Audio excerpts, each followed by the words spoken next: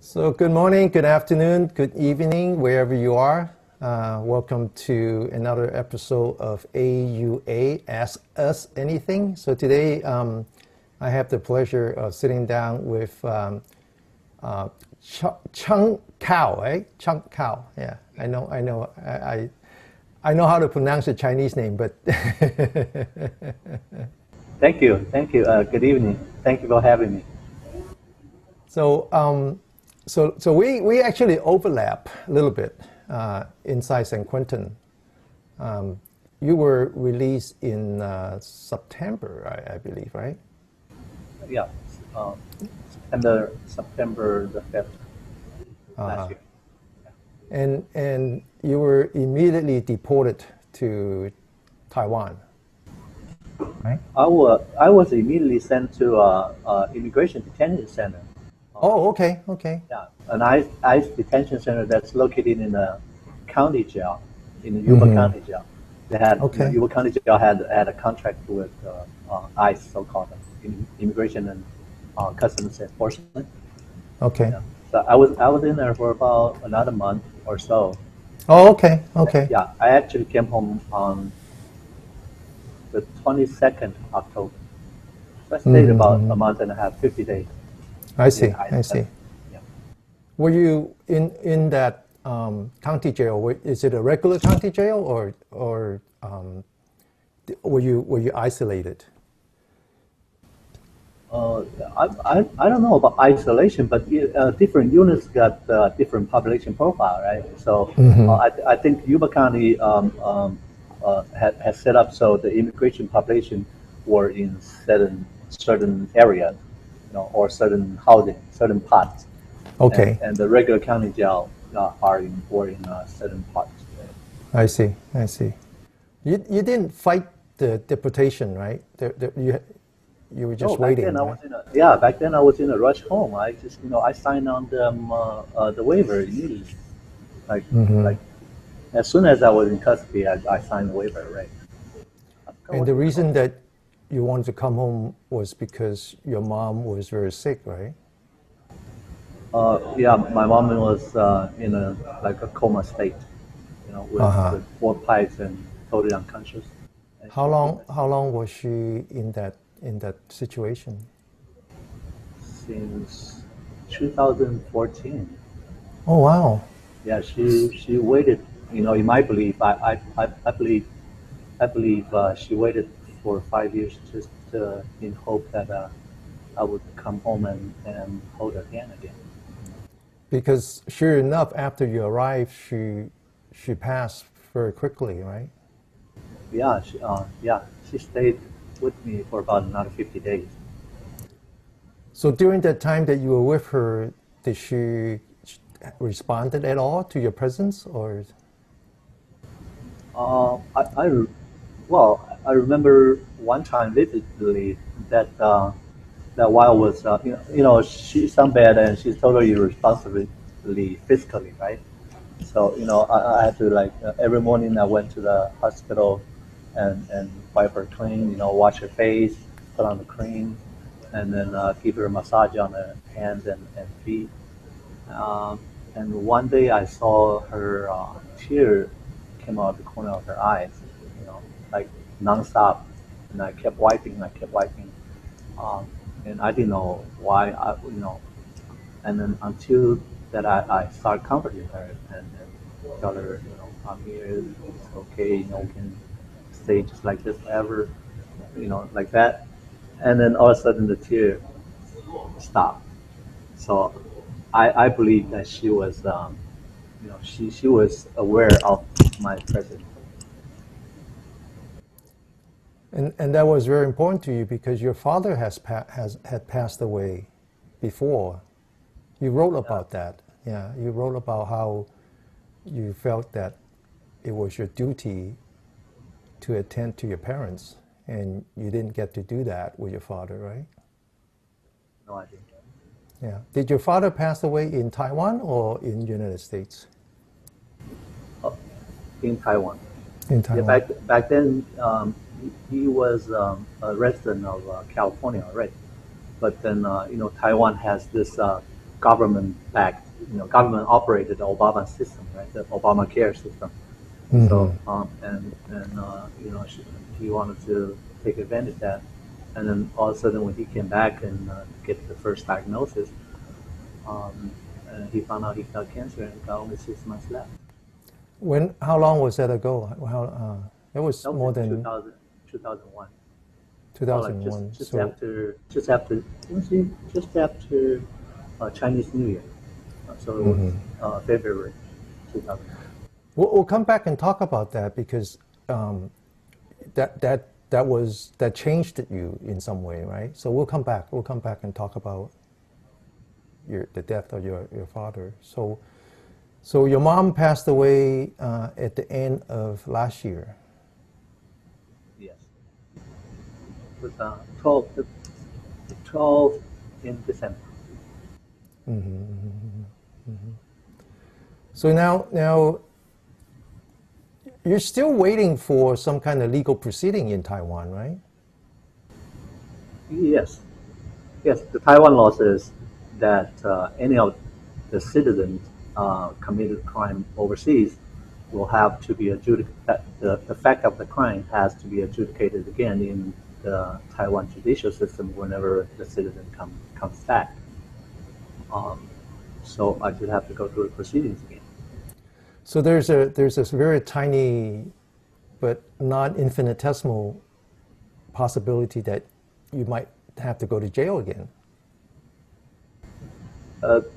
Yeah, that's unpredictable. That part, right. No one could say for sure until I actually go through the proceedings, get judged and sentenced. But the fact is that the law requires that I be retried according to Taiwan law. Right. But with the fact finding what's that called? Finding proceedings, which is mimic of what we had, where I originally came back from. So they'll take whatever the facts that were presented in the U.S. judicial system as the facts that they found here, and then based on the facts, the judge will sentence me to whatever the crimes that Taiwan law prescribes for, based on the facts.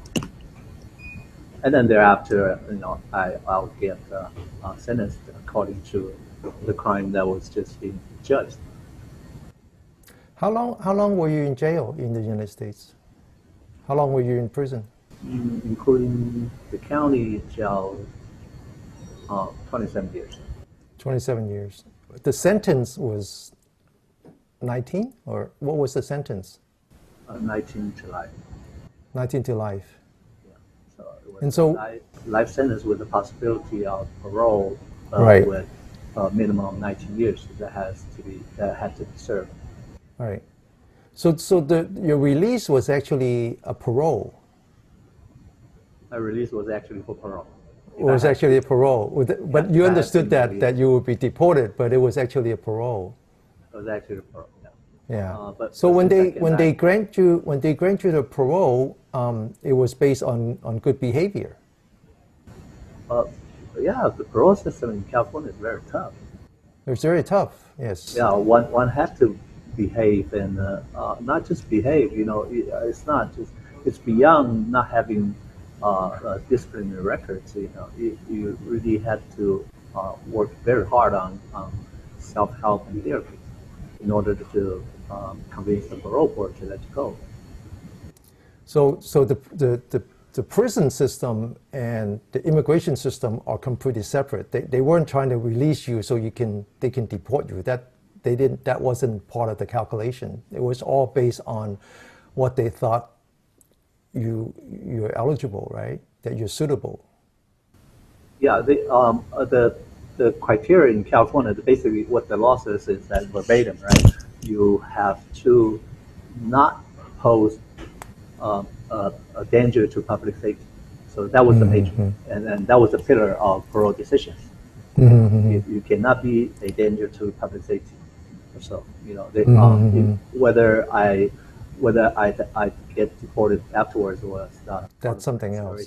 Yeah. So the fact that you were released and and you were able to come back to Taiwan and to see your mom for the last time, that was something that you actually had to earn. That was, I mean, they didn't have any reason to do that for you.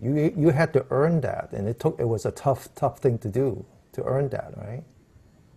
Yeah, I worked very hard on that. Yeah, it was really tough trying to really fit in the prison and not getting in trouble. And in the beginning, you got in a lot of trouble. Yes. So we'll talk about that too. So how, you were a old man of 31 when you were arrested and sentenced. This is not like you were 18 or something, right? I was in my prime, you know. I was in my prime, not really an old man, but I know. That's what I'm kidding. Yeah. Given the criminal justice culture in California, where a lot of people in prison were those committed their crimes when they were juveniles. You could say that I was an old man. You were an old man, yeah, compared to. Yeah. And because you were not a career criminal, you had no criminal record whatsoever. No, I don't. In fact, you were in the United States for less than a year before you were arrested, right? Almost 2 years. Almost 2 years. Yeah. And before that, we talk about why you were arrested and sentenced, but before that, you were a student. I was a grad student, yeah. You were a graduate student. You were a graduate student study for your MBA. Yeah. A master's degree. A master's, yeah. So in order to do that, you have to have an undergraduate degree, and you actually graduated from a university in Japan. Yeah. So let's talk about that. So let's go back. You were born in Taiwan. Yes, I was born in Taiwan, Taipei, Taiwan. Yeah. Taipei, Taiwan. And for those who might not understood the politics, Taiwan is an island. It's actually one of the province of China. But in 1949, when the communists took over the mainland, the existing government had to evacuate, and they went to Taiwan, and they brought along with them many of the soldiers and family and so forth. And your father was actually in the government, right? Yes. He was in the armed services before, and then went to a civilian government job. But he wasn't a soldier. He was in He was a soldier. Yeah, he had the uniforms, but because he was in the intelligence, so they didn't wear uniforms. They rarely wore those. So he was working behind the enemy line? At one time. He's a tough individual. Yeah, he was the Taiwan's intelligence service chief in Hong Kong for 3 years, from 1967 to 1970. Oh, is that right? Yeah, so he was in charge of the entire operation against the communist China. In Hong Kong? Yeah, for 3 years. You were born already? I was barely getting into a grade 1. Okay. Yeah. Okay, because what year is that again? 67, I think. 67. 67. There was a very famous riot in Hong Kong, which was sort of a clash between the communists and the nationalists. I wonder if he was there. He was there right in the heat of it. Yeah. Where Hong Kong was infested with the spies from communist China. Yes. From Taiwan, from Britain, from America, and from Russia. These So powers were competing. So he was basically in active duty. I mean, this is not a joke. This is very dangerous work. Almost got killed. Yeah. Almost got killed. Yeah. When you grew up, do you remember him as a very tough individual, very disciplined individual? Oh, my dad had always been my idol. I mean, if I were asked the question, who you really wanted to be when you grow up, when I was little, or even today, I would still say my dad. I wouldn't pick any other, historical figures at all. My dad. And he was also. I mean, I imagine he's physically very fit, right? You have to be to do that kind of work. I mean, you have to be fit to be a soldier to begin with. Plus, he was essentially a spy, right? Yeah. So you have to be very physically tough, right? Was he like that? Was he a tough, very strong person, physically very strong? So he was trained in martial arts too, Chinese grasp-ring. And Mm-hmm. he was after he retired from the armed services, he went around teaching the police academies and the Central Intelligence Services of Taiwan. He was going around teaching cadets, as a martial arts instructor, or how do they say that? Basically, he taught to instantly kill. That was Yes. Yeah. what he was hired teaching. Right. His hands are weapons. Well, I wouldn't know about that because I never seen him practice before. He never practiced in front of us. I see. But in addition to being physically tough, he had to be very mentally tough. I mean, these are the elite.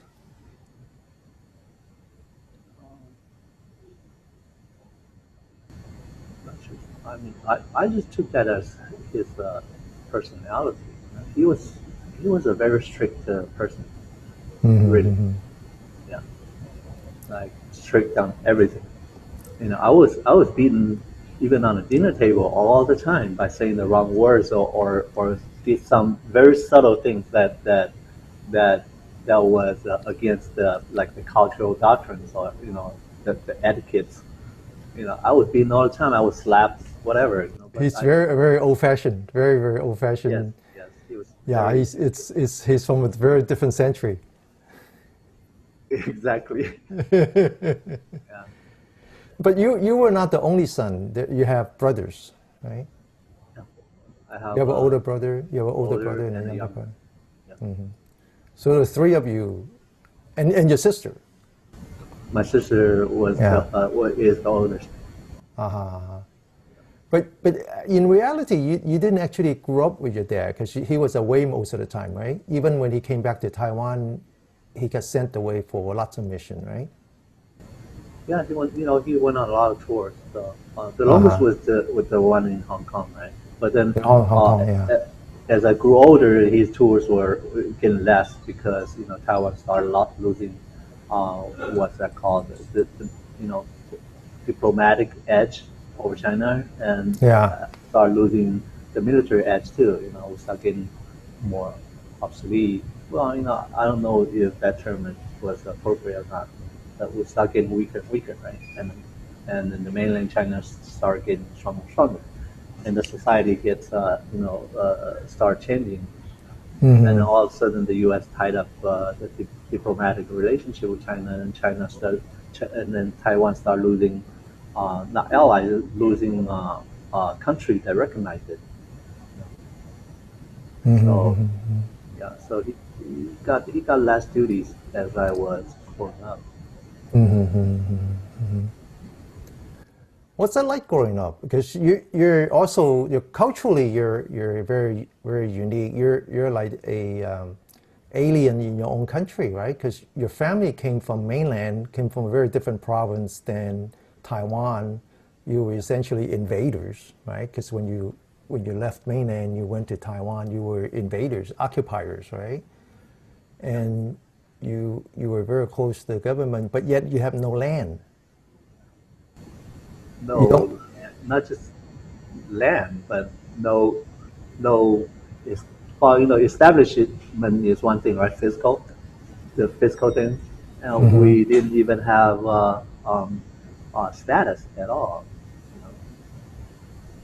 Like back then soldiers were like the lowest rank in in, in like whole lives of a civilian. You know? Yeah, and then because we were poor, so we lacked like we're materialistically we're like really looked upon insignificantly, right?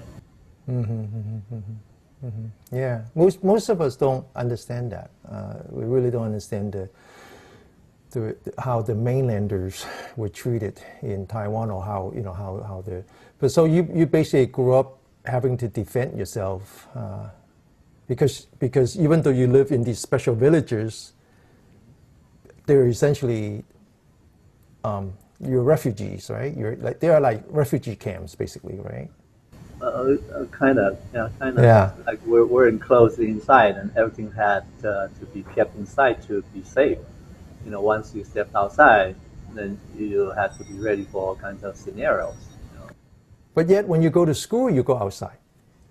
Yeah, we had to. Well, obviously we have to go Yeah. out. So now you're among the kids. As you grow up, you have to learn to defend yourself. Then you have to kind of stand your ground, right? Because otherwise you get bullied all the time, right? Yeah. Well, yes.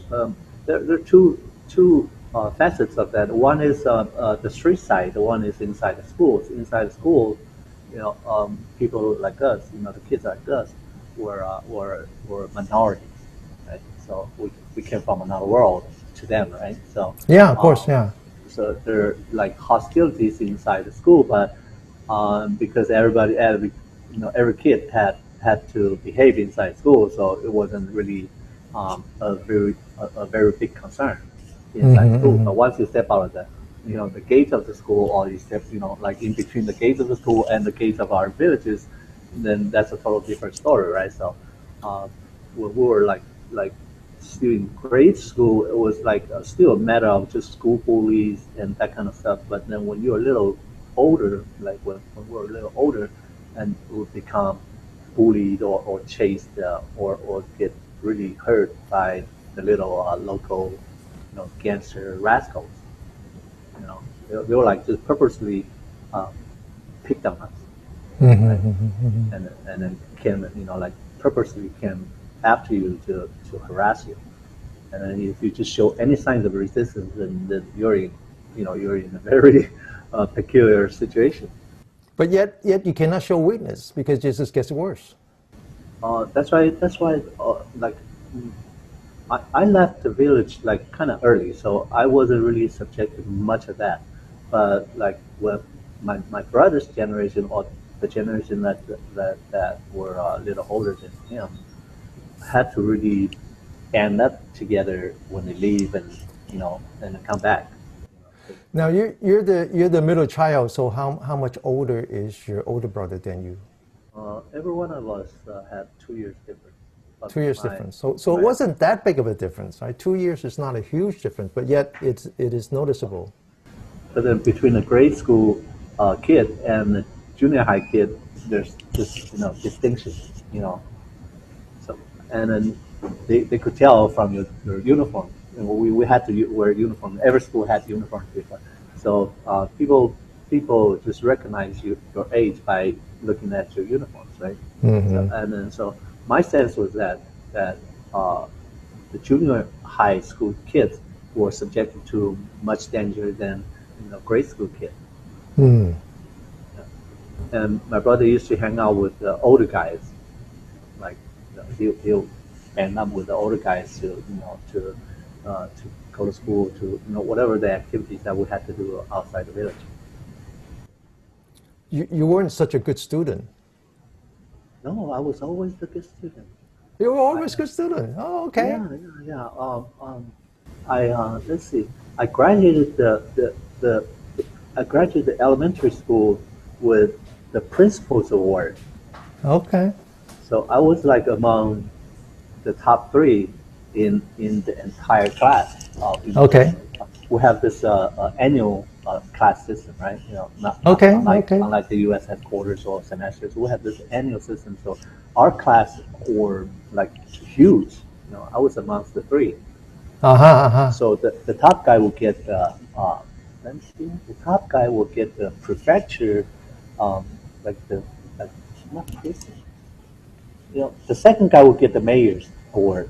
The third guy will get the school principal's award, and then the top guy will get the prefecture supervisor's award. Okay. So I was the number 3 in my class. Okay. Okay. But I was on top of everybody in my own little class, not the school. Your story is really an amazing story because you have these times when you really do well and you follow all the rules, and then you have these times when you just, for some reason or another, kind of fall through the crack, right? Those are just well, I wouldn't want to say typical teenage behavior, but kind of like that, right? We grew up and getting getting this impulse of youth, and then excessive testosterone, and then the people just change, and then it might have affected the thinking. So when I got into when I graduated and then started getting the junior high, start changing, start not to like study that much anymore.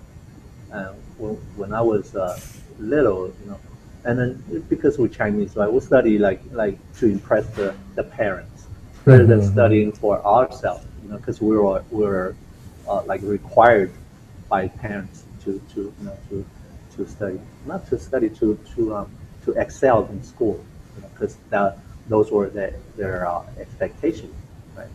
So, but once the self start growing and start taking over this stuff, not taking over, start weighing on this cultural, like the obedience thing, then I start to change, and then I start to not really like to study anymore, just like to go out, have fun, and hang out and do all kinds of stupid things that that a teenage boy would do. Well, you seems there seems to be this common thread that you always stand up to what you believe. You're kind of stubborn. Well, yeah, those are genes from my dad. Yes, I was going to say that, but I'm glad you said it. Yeah. So you actually dropped out of school in junior high, or what we call middle school. Yeah, the middle school, junior high. Isn't at when you were little? What was the mandatory? What was compulsory education? At what grade? Back then was 9 years, so was junior 9 high years. was required. Junior high was required. Junior, so you should have at least finished the 9th grade. 9th grade, yeah. So what happened? Oh, there are many reasons. One, the teenage rebelliousness. The second was my dad. My dad just discharged and went to a civilian service, even though it's governmental, right? So, and then he went down south, to Tainan, where I had, even less people in the social circle that's of my own kind. So because most of our population, the population that came from mainland China back then, were concentrated in Taipei area in the north of Taiwan. So you moved to Tainan? With my dad, and that You moved to Tainan. Okay. with my dad, so and that kind of that was really tough for me. Yeah, because they speak a very different language. You don't even understand the local language, right? Yeah, they just openly spoke Taiwanese in school, and I couldn't understand it. Even the teachers were speaking Taiwanese, and I didn't speak at all, not even today. And so I had a tough time adjusting to that. And then plus the bullying gets heavier, right? 'Cause I was the only kid. I was the only kid that came from mainland China in my school. Well, no, I mean, like I interviewed Eddie Zhang. The interview was in Cantonese, so you probably didn't listen to that. I interviewed Eddie. I interviewed Jonathan. Jonathan was done in English. Eddie came to the United States when I think he was 12, and Jonathan came when he was 8, and that was a problem. that they didn't speak the language. They were just right at that time, when they were just in that kind of some are younger than the others, but essentially kind of in the teen or pre-teen. They needed friends. The parents came. The parents are too busy doing what they are doing. They're left alone, but they don't speak the language. They every day bullied by the other kids. I mean, so it's kind of strange that even though you just move from one part of Taiwan to another, the experience is no different. Yeah. So you end up hanging out with friends who spoke Mandarin, who also came from mainland, or how did you survive? Oh, down south. Down south, yeah. I had to really went out of. Well, at first I didn't have a social circle at all, right? Just family circles, because my dad moved down there, and my dad, wasn't from there either. So we kind of we had to rebuild the entire social ecosystem for ourselves, right? Right. But then I was a kid. My dad's circle had really not much to do with me, so I had to besides school, I had to really kind of look beyond school to get to know people, right? And then it was so hard to find my own kind back then. As I said, I was the only one of a kind in my entire school. And then I really had to look beyond school. No, it was just your dad who went down south, or was your mom also? No, my mom stayed in Taiwan. So your mom stayed, your other two brothers stayed, your sister stayed? My sister went with me. When were you? Oh, let me see. So three of us. Only the youngest, my younger brother, stayed behind with my mom, because my mom, begged that she needed someone to stay, because my mom stayed in the village, right? She stayed in the village, and then she asked for, my younger brother to stay. So my dad said okay. So my younger brother got to stay with my mom, and the rest of the three of us went down south. Eventually, we all kind of fled. It was just none of us survived the culture then. We're just we're hated and we're harassed so much that none of us wanted to stay there. It's a unique thing with kids. I guess my dad had his own problem adjusting, but since he was a government official, it was kind of must have been easier for him. And plus he was, it wasn't just any other job, any job. It was some influential, positions inside the government, right? So he was the superintendent of security of the freeway system. Back then, we were start to build the freeway, and they divide the entire. We only had one freeway that we were building. And then they divided to three sections, the north, the central, and the south. And my dad was the superintendent of security for the south. So he had some Jews, so to speak, right? So people would look up on him, and then sometimes came and ask for favors, or sometimes would just came and befriend him just for his status in the government, right? So I guess it wasn't that hard for him to adjust to the new environment. But for us kids, it was really tough. Yeah.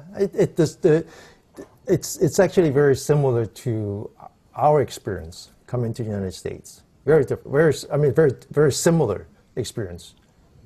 Like the immigrant kids growing up in a strange country, and everybody has to kind of take care of themselves. The father has to do what he has to do. The mother has to do what he has to do. Your sibling has to do what they have to do. And you're in school. You have to learn a new language. People know exactly who you are. They know they already you just cannot get out from that mode, and you just have to survive. You have to survive, and you have to the only way to survive is to find people like you, and also now that becomes your new family. Yeah. So you dropped out of school when you were 14. After I fled from I went. Let me see. I went I went there when I was in the second year of middle school, right? So I didn't even Right? finish. I didn't even finish that. You didn't finish. So when you left, you went back to Taipei. I came back to Taipei to be with my mom.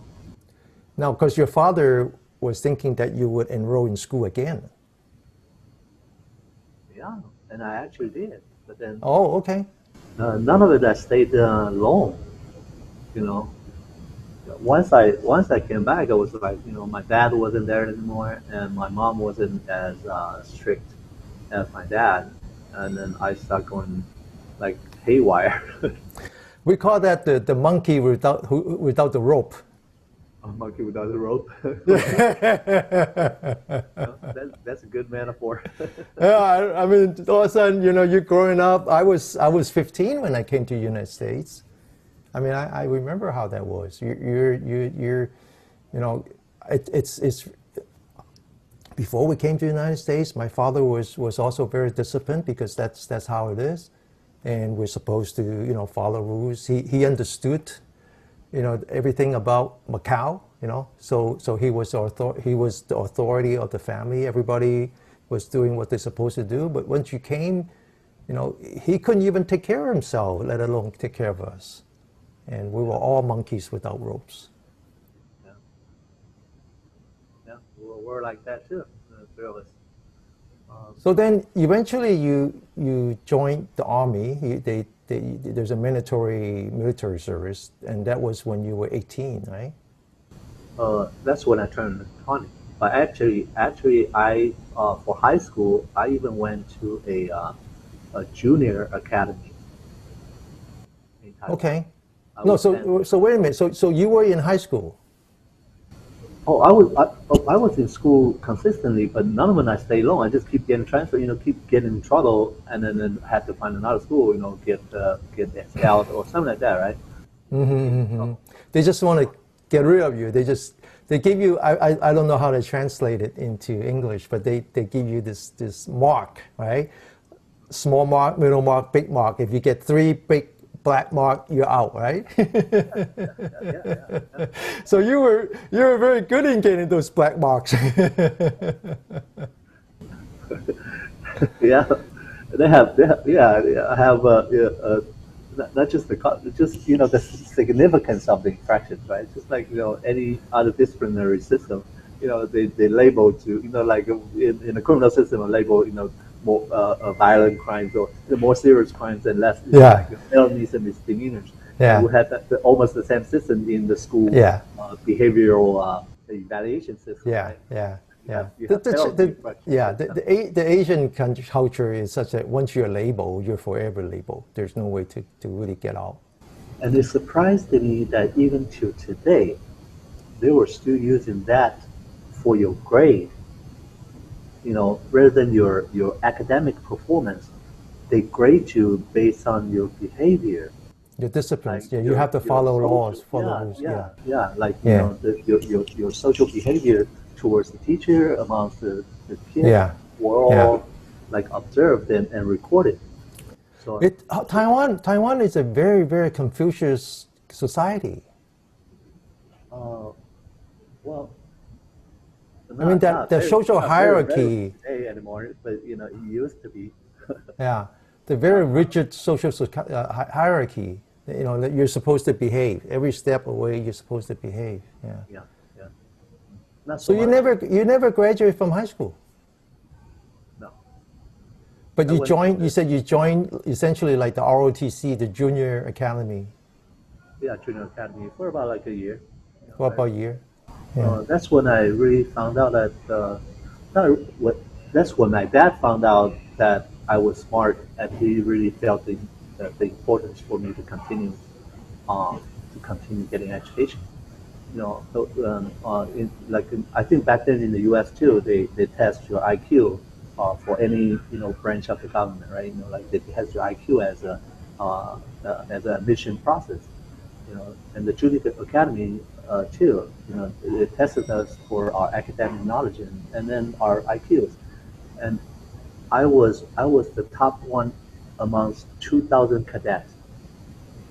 Our whole class had 2,000, like 1, 2, 3, 6 battalions, and I was number one in IQ. Now, of course, once you're in the junior academy, that stigma that you are a mainlander doesn't apply anymore, right? Everybody is a soldier now, right? And then plus, almost every one of us were from mainland China. Oh, okay. Since, Okay. the families were all poor, and then plus because plus the parents were our parents were all soldiers. Okay, okay. So and then they'll just have that tendency to just shove into their own path, and then let you fed by the government, something like that, right? I mean, But also that patriotic thinking, defending your homeland, because that was very strong. I remember Taiwan back in those days, that idea that you're still in wartime, that any moment you get invaded by the communists, you have to protect. But not only that, you have a duty to liberate the country. That was still very strong. Yeah, amongst our like people like us, especially. Yeah, yeah. So you never graduated from high school, but then so when you're old enough, you left, and then you went. How old were you when you joined the army? Exactly 20. So all of us turned 20, had to go. No, but high school you finished high school when you were 18, right? 18. Yeah. High school or 18, and then just being a rascal for another 2 years, waiting for the draft. Being out there, sure. having fun all day. I would, from my view, I wouldn't reject that, right? Now I'm. So Totally what does it mean to be a rascal? What does it mean? You just hang out, you drink, you hang out with your buddy. But how did you get your money? How did you get money to do all that? Most of us just getting I got it from my mom. My mom just kind of like really spoiled us. My mom was illiterate. She never been to school. And she was educated in tutors, family tutors, those old school system where bigger families have their own tutors and they educate their own kids, right? So my mom was getting like grade school education through the tutor system. Then all of a sudden, the Japanese invasion.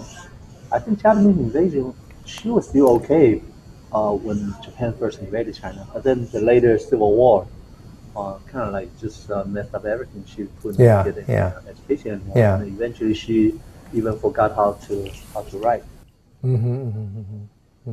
She probably came from a wealthy family. She married a soldier, high-ranking soldier, and so she stayed behind. She didn't have to suffer that much during wartime, probably, I'm guessing. But once it was Civil War, it's a totally different story. Yeah. So were you so before you were enlisted or drafted, were you a heavy drinker? Sure. I mean, that's probably what it means by being a rascal, right? Yeah, I drank the first cup of hard liquor, right? First time I drank when I was only 5 years old. Yeah, And because your I was father drinking- probably drinks too. Your father probably, drinking in a lot of the generation with that background, they're probably a good drinker too, right?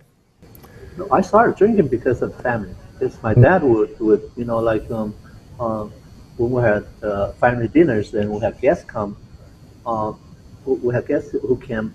My dad would just call us out just for the purpose of respect. Say, hey, this is uncle whoever, or auntie whoever. Pick up if we didn't even have cups back then. We were drinking alcohol from a rice bowl. Rice bowl. Yeah. Those are huge, right?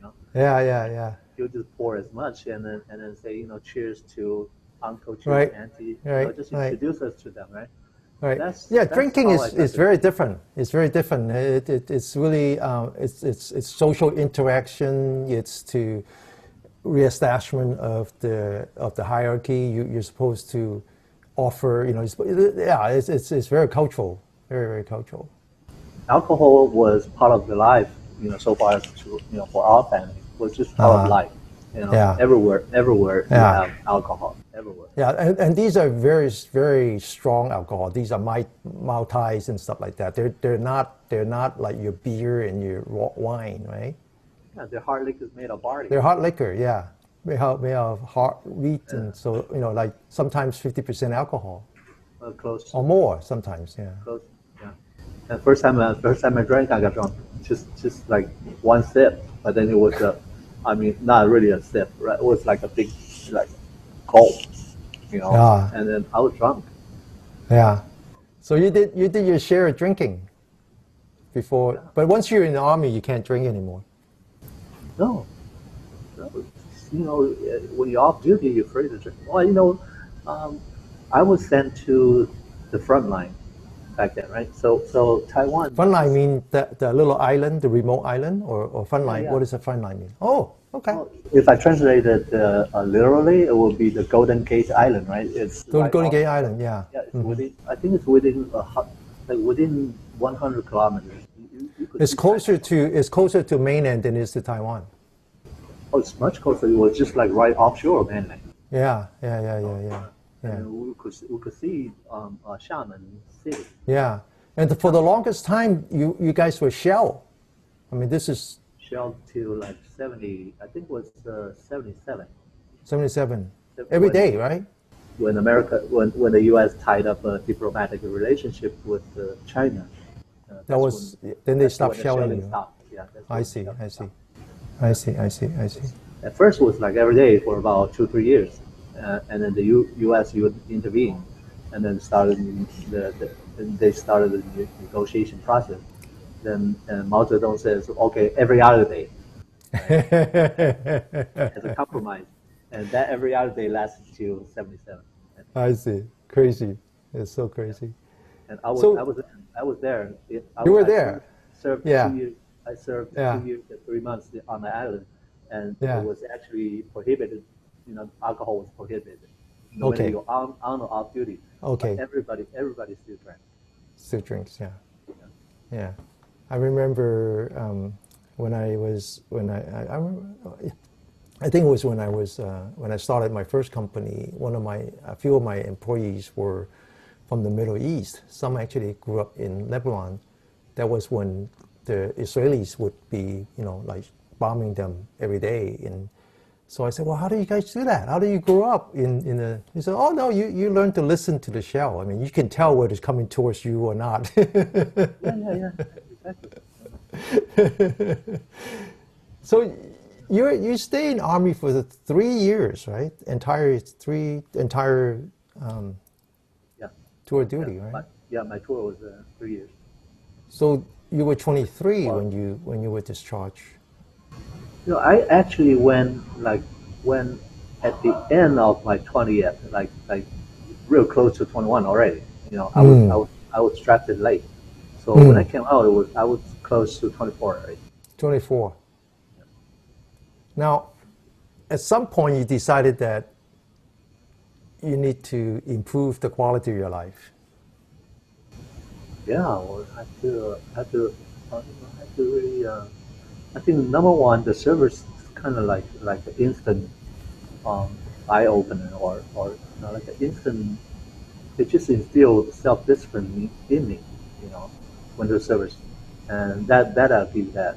I give that because service really kind of like woke me up so far as planning for the future and having having a for myself a decent life.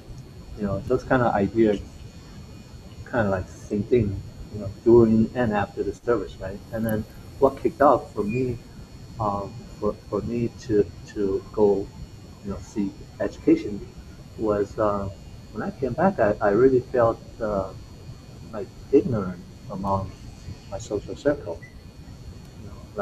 People who were my friends before the service. Some went to college, and some or some richer kids that have family supports and start their business life earlier. When they talk, I kind of like I feel that I wouldn't be able to fit in, even inside the conversation. Yeah. I didn't understand what they were talking about. Yeah. You know? Yeah. Yeah. So that's when I decided I really needed to go back to school. Yeah, yeah. I felt that. I came to the United States when I was 15. My situation is completely different from yours, but in some way it's similar in that when I started high school in the United States, I look at what they were studying. I said, well, I know all that already. You know, I know all the math. I know all that. So so I didn't.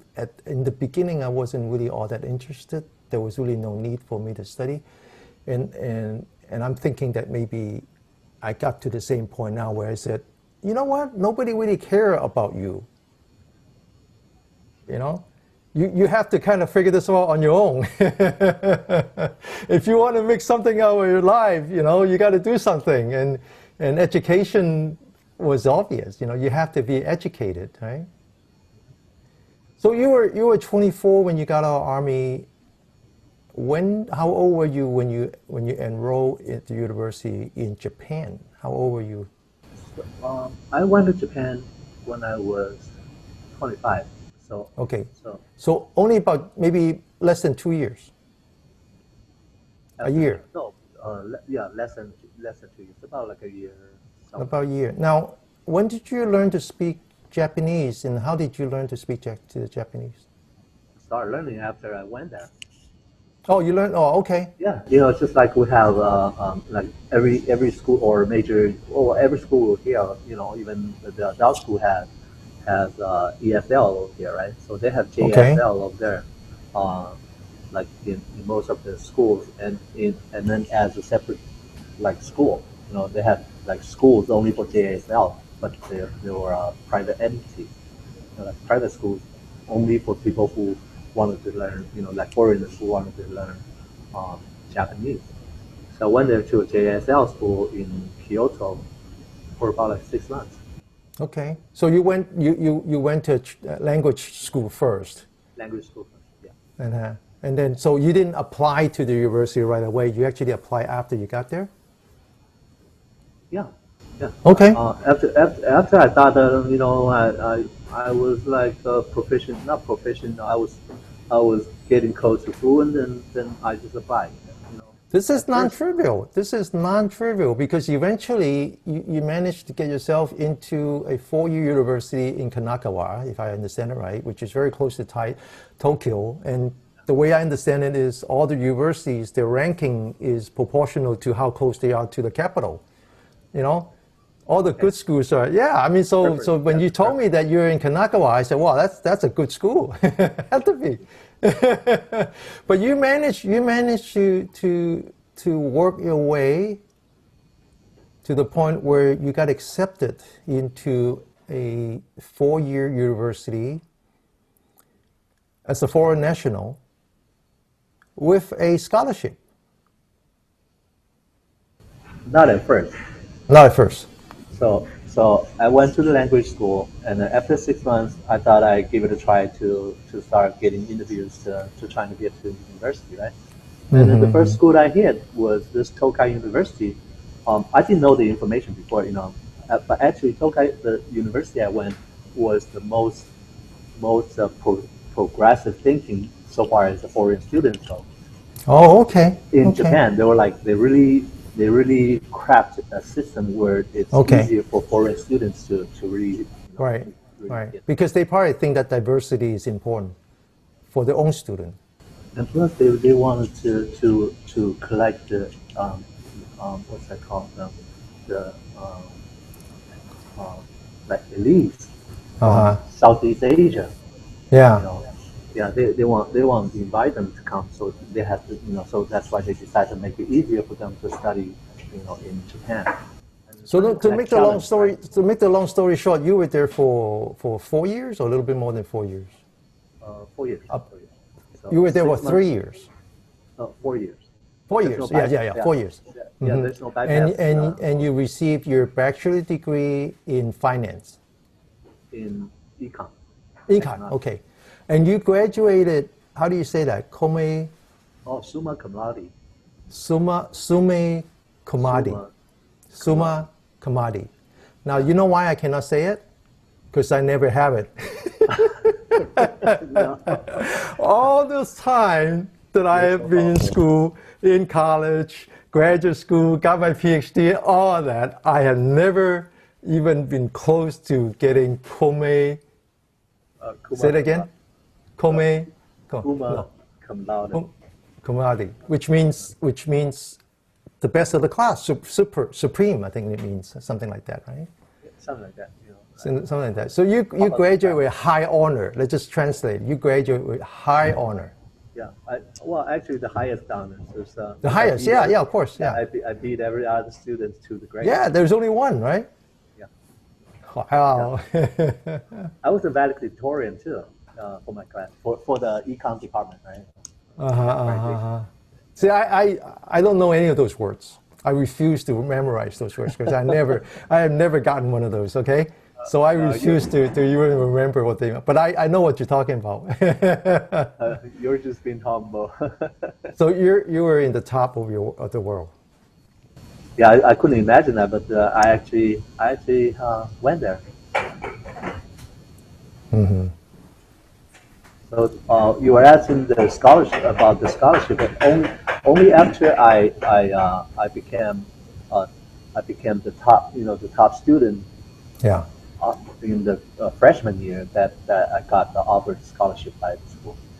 So they exempted all my tuition, so I didn't have to pay a penny. So then you graduated in Japan. You spoke fluent Japanese, or enough that you graduated. I mean, it's not easy, non-trivial. I mean, you have to have not only proficiency in Japan, you have to have it at the level where you could be educated. Yeah. Right? Yeah, because they don't make it easy for you.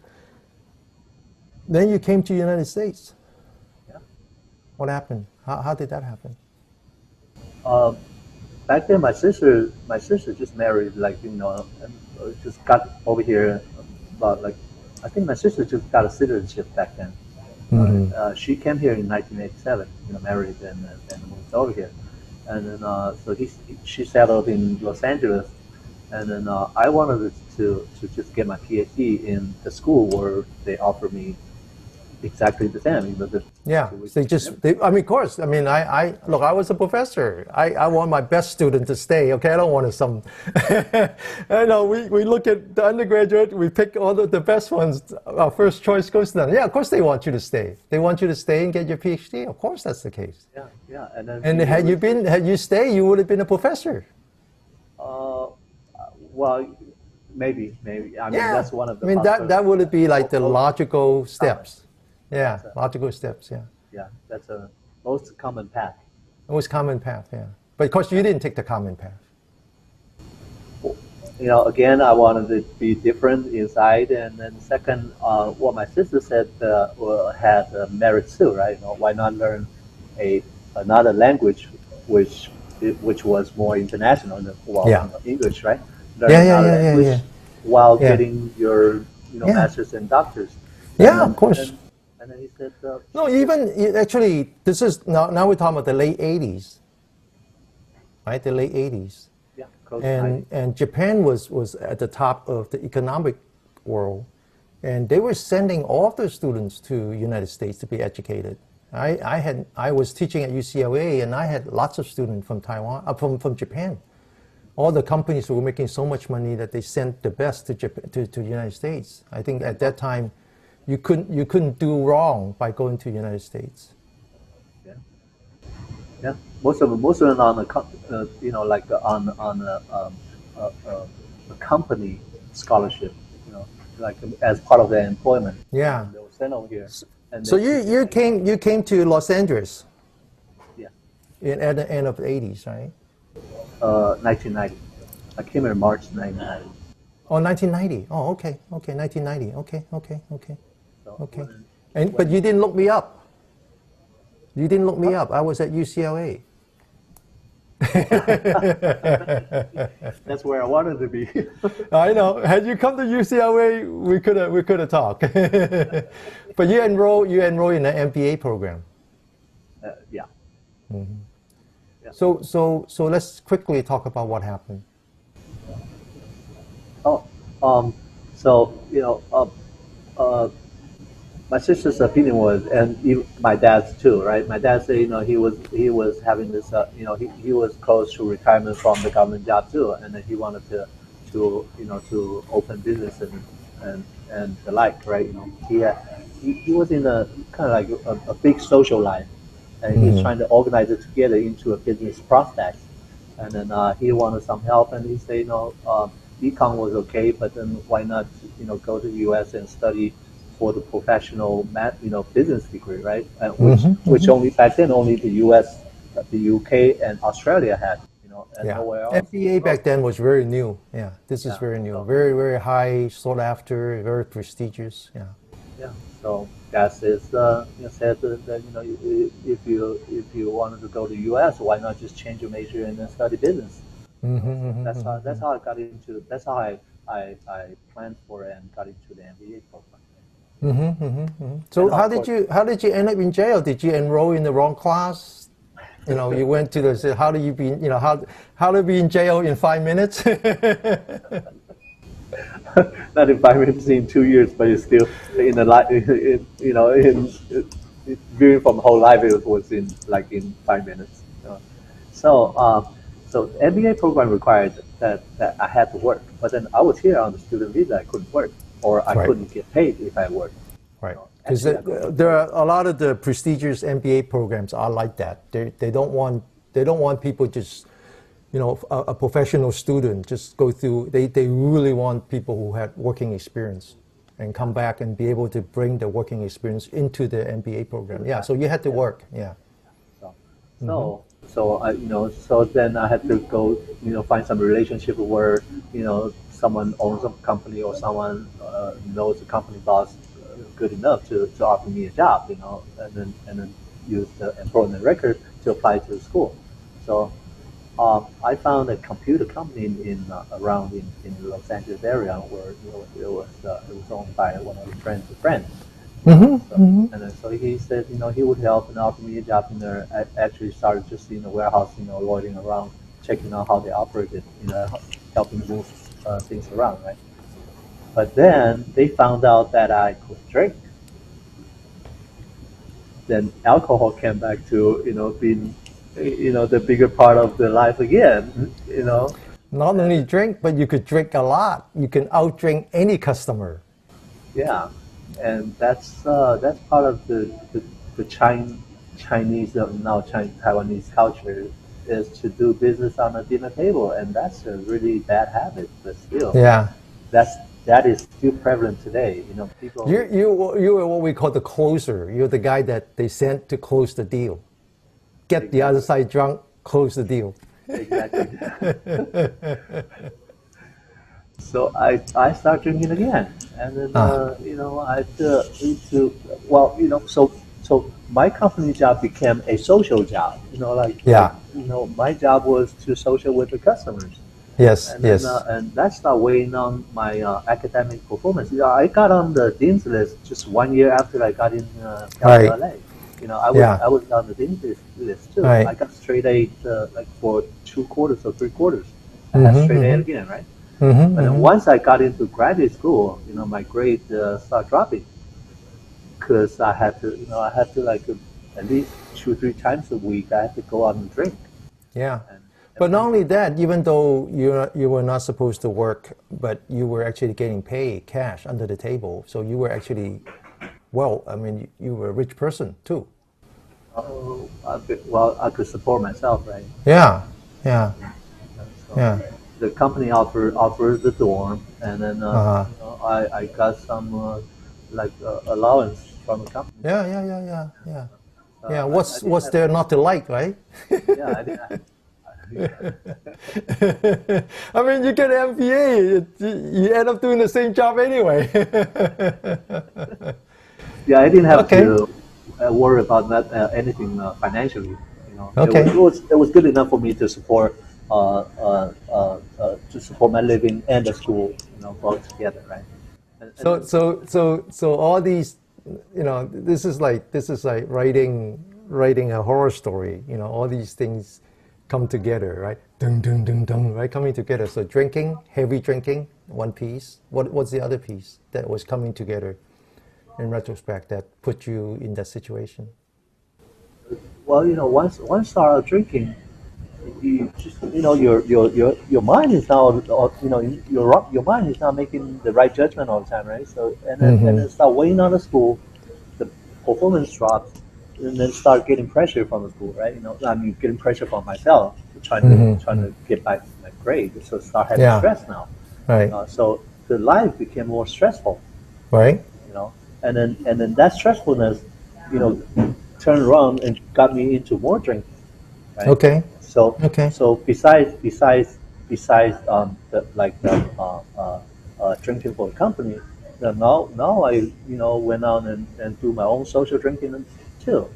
So then I started having more friends besides the school and the company and my family. And some having more friends, right? And then when you go out drinking, you really you tend to be it kind of became more indiscriminate in who you decide to drink with.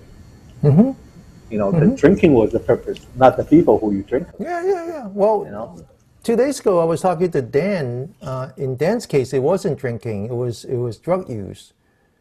You start to hang out with people who are like you. You start to use drugs together, and you're not that clear thinking in terms of who you want to hang out with. Same idea. Yeah. So you were drinking and you were hanging out with the wrong people. Not really wrong. I would say wrong people, just like people I really don't know a lot. Don't know well. Really, just people, not friends, people, but people. Yeah. And then when we go out, we'll just drink till we drop. Yeah. And the night I got in trouble was the same thing.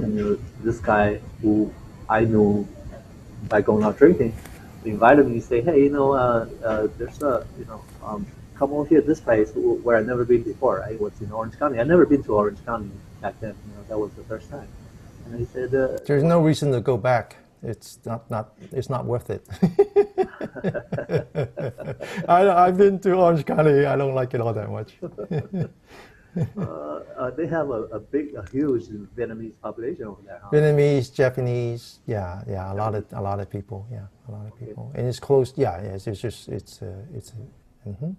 Yeah, it happened is that the place he invited me to was a Japanese like a club, a restaurant and bar in Newport Beach, and it was owned by a Japanese owner. And most of the customers were Japanese too. Okay.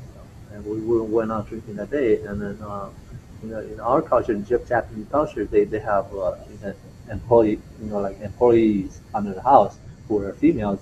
They just come in and then drink with you. Some places even charge you.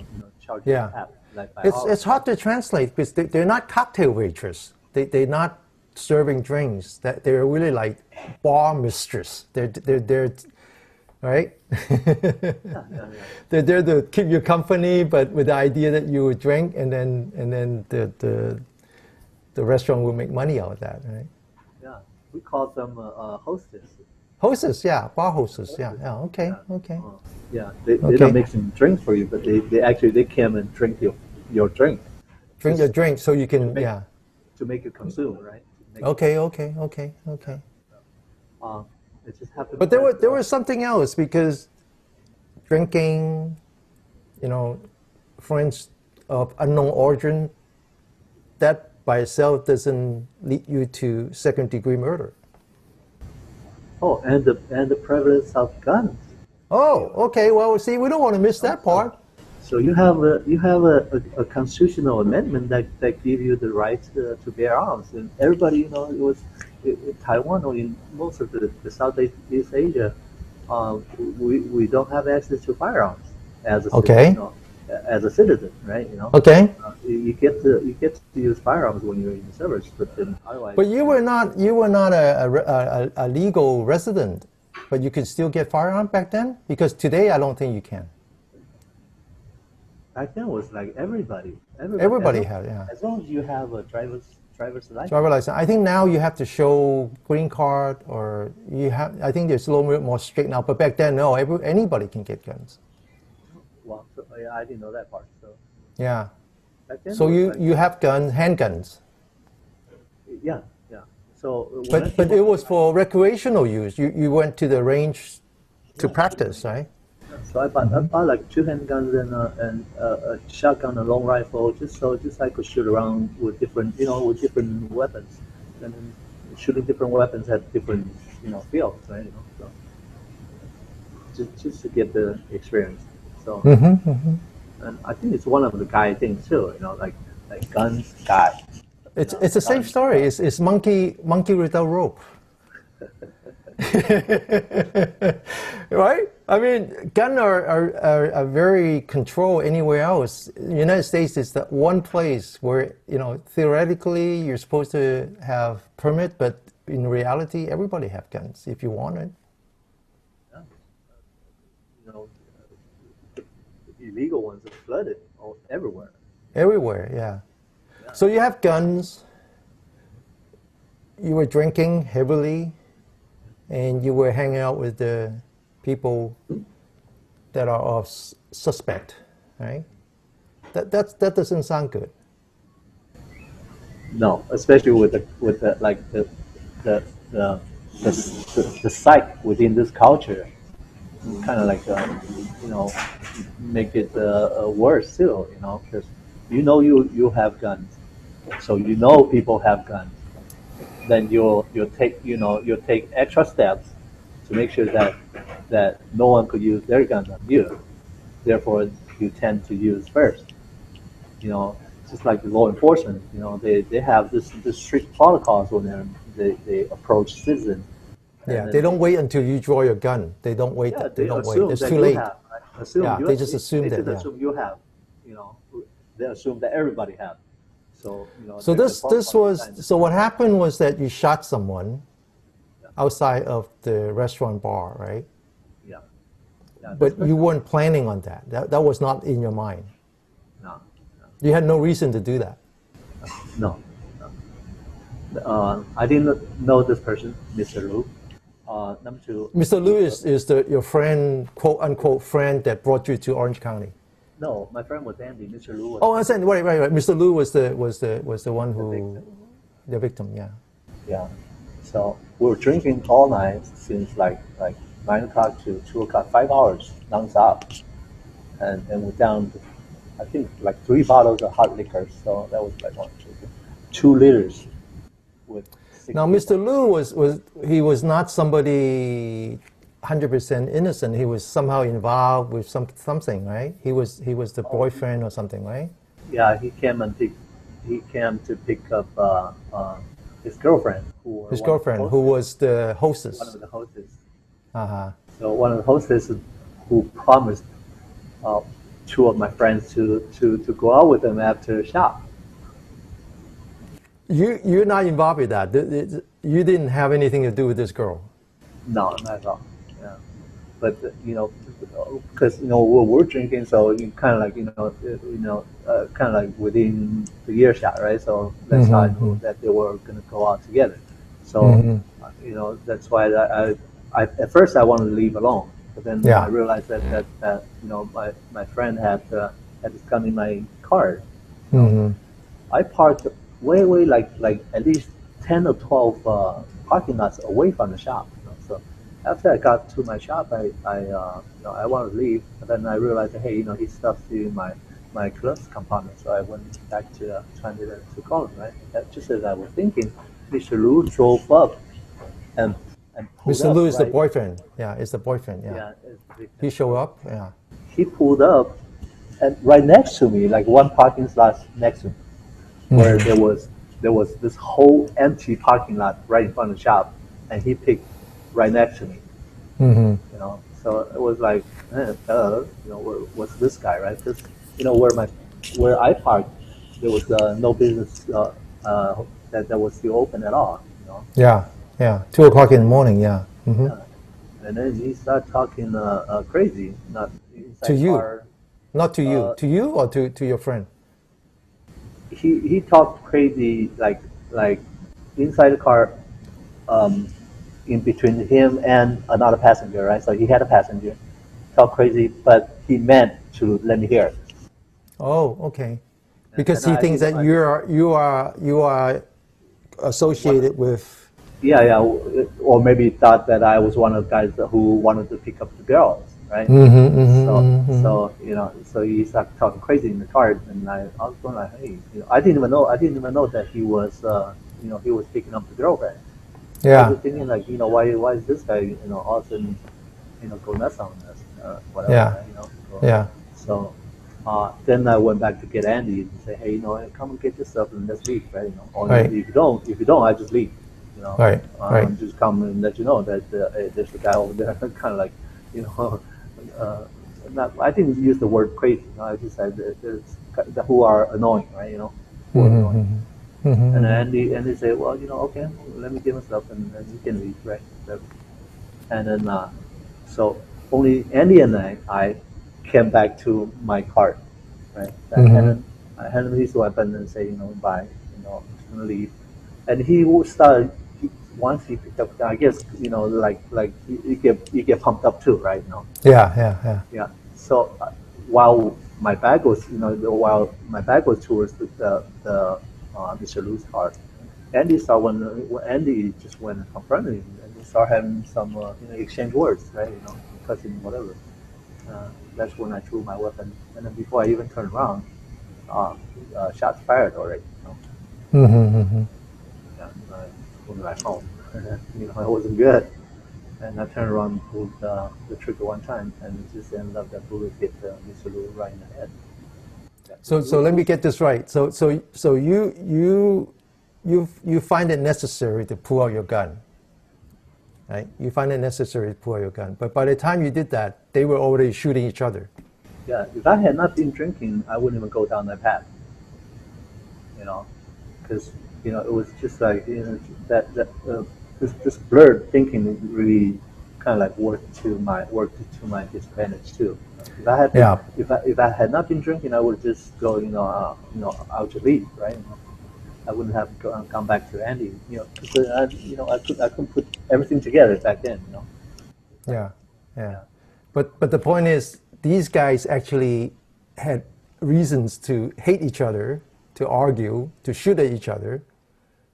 You didn't know, you hardly know Andy. You know nothing about Mr. Lu. You weren't involved anything with the girl. You just were in the wrong place in the wrong time with the wrong mind. You pull out your gun. They were already shooting each other, but they didn't. Nobody got hurt. You take out your gun. You shot one shot, and the bullet landed in Mr. Lu. yeah. Okay. Um, Okay. All right. it's not, okay, it's just too light for it. I feel bad about it. But I think I wouldn't have even thrown my gun if if the situation wasn't like Andy went and start cussing at the other guy, say, "Hey, what you looking at?" Something like that, right? And Mr. Lu even talked back that really alerted me. I think Yeah. down in my drunk, like a drunken mind, right? Because you wouldn't talk back when you see a gun with a gun in his hand and start talking crap to you, right? You wouldn't Yeah. talk back Yeah. at all if you don't Right. have something that security. Right. You know? Right. So Right. that made me believe that he had weapons from too inside the car, and we couldn't see it Right. at all, right? Because he was Right. sitting down, but he was Yeah. talking crazy back, right? So Yeah. that kind of like that was the split second Yeah. decision I made was Yeah. because of that exchange of words, Right. Right. contact, kind of like really alerted me that hey, this guy Yeah. might be really dangerous, right? Yeah. I think it's important for people who are listening to this that we're not trying to make excuses here, right? I mean, you were responsible for killing someone. There's no. Yeah, You might not be in the best state of mind, but nobody forced you to drink. You drink. Nobody forced you to pull out your gun. You pull out your gun. Nobody forced you to pull the trigger. You pull the trigger. And you were such a good shot that the man got killed. and you Yeah, were yeah, you were yeah, you were arrested right away, right? You got home. You got home. You didn't. I mean, you didn't even try to buy a ticket and get back to Taiwan. I was in denial. You were in Thailand. Yeah, I can tell. So Yeah. I fled first. Fled Uh first huh. back home. Yeah, back home. Yeah, thinking that nobody would find you. Uh, taking that chance. Yeah. Taking that chance. Yeah. While still trying to put everything like Yeah. number one, trying to sober up, right? Number two, Right. after getting back a little sanity, trying to Yeah. sort things out. What just happened? Yeah. I was So when the police knock on the door, your sister knows nothing. Nobody knows anything. Oh, back then I moved out already. Oh, you moved out. Okay. Okay. Back then I moved out. So the company offered a place to live, right? Yeah. So, So then that when the police arrested you, that was the beginning of your incarceration, even though you had to go through the procedures. Yeah. Also And so prison was brutal. I mean, you wrote about that. It's very brutal. And you had to learn to defend yourself. This is like back in the streets again when you were, a kid. worse than that. Oh yeah, I'm sure. I'm just saying that, and I know it's worse. I cannot even imagine how worse. Yeah. So a Chinese mainlander and a Taiwanese both have the same origin as the Chinese. Yeah, Right. they won't. I mean, they will beat you up, but they're not going to kill you. And then plus we're in the same culture. Yeah. Now the story is different. Once I'm in the U.S. When you're in prison over there, you're in the prison in a total alien culture. Yes. So you like I didn't know anything about it. And you were the skinny kid, because you're 6'1", I think, right? Because I'm 5'10". You're 3 inches taller than me. I'm pretty tall, and you're very tall, like 150 pounds. You're a skinny kid. Yeah. So they pick on you, no question. Oh, not just picked on me, get jumped all the time. They want your shoes, they want whatever, right? They just hey, it was just. So when you wrote about how when you were in lockup, they jumped you, right? Because they want your shoes and you refuse. You stand up. You're this crazy guy that stand up to what you believe. So I wouldn't. I mean, hey, you just give them the shoes, it'll be okay, So what's the problem? Barefoot. What's the problem? But then you have to. I had to live with other Asians, right? So once you're behind bars, this race stuff start become like central. Yeah. Because your race will people stand up to protect themselves, just like we did before in the military compound, right? Now you stick to your race now, but then the race has their own rules. Yeah. You give up issues to another race who was trying to bully you, then you end up get hurt by your own race. Yeah, because you brought shame. You can't even do that. Yeah. Exactly. So I couldn't even do that at all, even if I wanted to. Or I will be put in protective custody. So I want to talk about, because I want to eventually talk about how you, because I want to talk about that video that you did, where you talk about your change.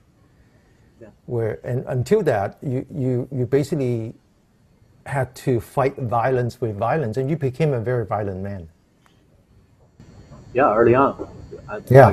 In 3 years in county jail, that kind of like prejudiced my mind completely. Yeah. I have a prejudice against every other race. Yeah. And it was just like, it was a totally different life. Yeah. Really, because you didn't know. I mean, this is you. I mean, for all you know, you could die in prison.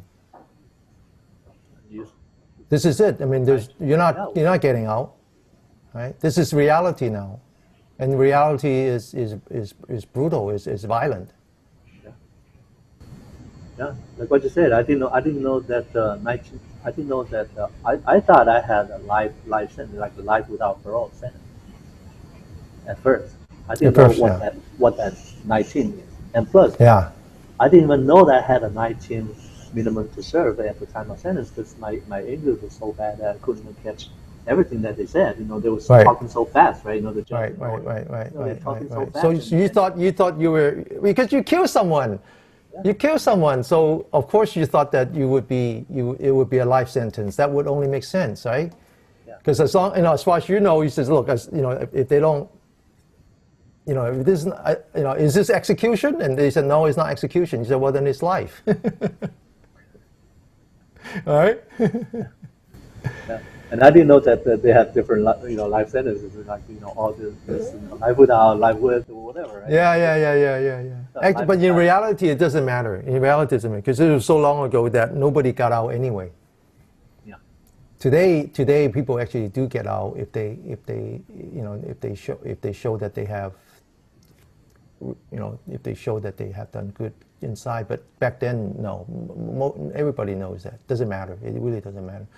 So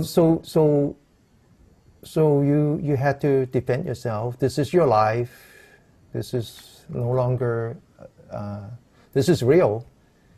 And you wrote about how you learned to make weapons, and you were actually injured many times. Yeah. One time with 4 broken ribs. Oh, that was the most painful experience I had. Like it hurt. It hurt like it hurt more than a kidney stone. And you had a kidney stone. I had a kidney stone. I thought that was like a man's pregnancy already, right? Everybody said that was like the most painful experience a man could experience. But then, wow. So you were jumped by a couple of big guys. No, one guy. One guy. Got me hurt that bad. Just one guy. Yeah. Yeah. I was stabbed while I was jumped by like 30 people, and then some of them just, I didn't know I got stabbed until I went home. I went back to the cell and then found a hole in my jumpsuit. Okay. Yeah. But this time it was one guy, and he broke 4 ribs. Yeah. Yeah. But you couldn't tell anyone. No. You didn't want to be a rat. I mean, if you actually went for help, you would have to tell them that it was from a fight, and you would have become a rat. Yeah. Then so you. Yeah. Yeah. It's tough. Yeah. This guy called me out, and he didn't even fight. So there's a technique to it. He called me out to a cell fight, right? Okay. And the cells are small. Right. You really could. No matter what skill you got. It all boils down to number one, weight. Whoever weighs the most, weighs more, wins. And wrestling. You couldn't really fight at all. Just wrestle, and your weight on top of the other guy. Then you just win. This guy called me to a cell fight, and then I was on the on the inside. He was at the door. All he did was going like this. And pushed me all the way all the way to the end of the cell where they had it was a old prison, right? So they have a metal bar for like hanging towel. So he just pressed me against that, and then broke the ribs, by his weight and my weight on that bar. Yeah, that's simple. That was it. Yeah. Yeah. Wow. We didn't fight. He just goes push against that. Like this, yeah. Well, he knows what he's doing. Yeah. He's done it before.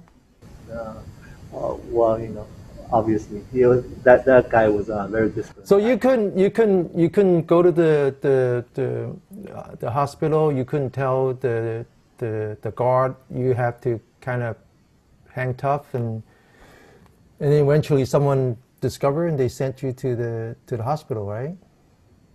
Yeah, I slept on the ribs all night from like 7 o'clock at night to 7 o'clock in the morning. Then I skipped the breakfast. I had an industry job running a printing press. Mm-hmm. I somehow managed to with a lump somewhere here. Right? Someone managed to scrutiny and went to work. Mm-hmm. Right? So we call it PIA, right? Prison Industry Authority. I was in the printing shop.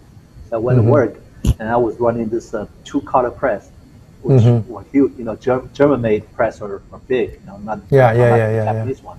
Yeah. They're like a small car, like a compact car. I almost got into the machine, and my partner kind of like scooped me up. Yeah. That's when they found out and say, "Hey, you gotta go to to get seen by a doctor, right?" Yeah. So that's when I was locked up again, because once I went there, then they would ask, "What happened?" I said, "Well, I fell from the bed." Yeah. But they know better. They know better. Then that's all I could say, right? That's all you could say, because then I fell off the stairs. Yeah. The doctor just reported me to the guards, and I was put into segregation for being hurt. Yeah. That's when I found out. Yeah. So I ended up in the hole for 2 more months. In the hole for 2 more months. Hole means the hole is segregation unit. Segregation units where you basically locked up the entire day. Yeah. I think we are on average like 23 hours. 23 hours. 23 hours a day. Yeah. But you were in the hole before, not from a fight, but for disobedience. Oh, I was in the hole before for hurting someone else. And that wasn't the life of Mr. Cow. Nobody's innocent here, okay? We're not talking about innocence. So this is survival. This is just pure survival. Yeah, so I wanna get to the point where there was change. You decided that that's not the life. That's not you. You right? How you started to look inward. Yeah. When did that happen? That's even before. That was like I think that happened right around 2001, right? When my dad passed away. But even before then, I just always felt that every time I felt that every time I try to, sometimes I have to bully someone else too, in order to really establish my status, and then in a preventive way of defending myself, right? Yeah. So, but then whenever I was doing that, and whenever I was engaging in violence inside, I just always felt this weird sense, I was not doing right for myself. Yeah. But then because I was right in the middle of it, I always would just disregard that, right? But then my dad passed away, and then like before, my family hid the news from me for a while before they let me know. Once I learned my dad had passed away, as I said, early on, that my dad had always been my idol. I was totally crushed. I was like, if I hadn't been stubborn enough, I would have sought mental health help. That was that bad. I was like crushed. That was, and I didn't want to leave anymore. I was like, because what's you were not the son that you wanted to be. That part too, right? Yeah, you wrote about that. I saw that. I read the article that you wrote where you were talking about how you felt that you were not a good son. Just that from the moment that it told me my dad died, I immediately filled with regrets. All the regrets that I otherwise wouldn't have thought about in my life. Because you were too busy. You were too busy surviving.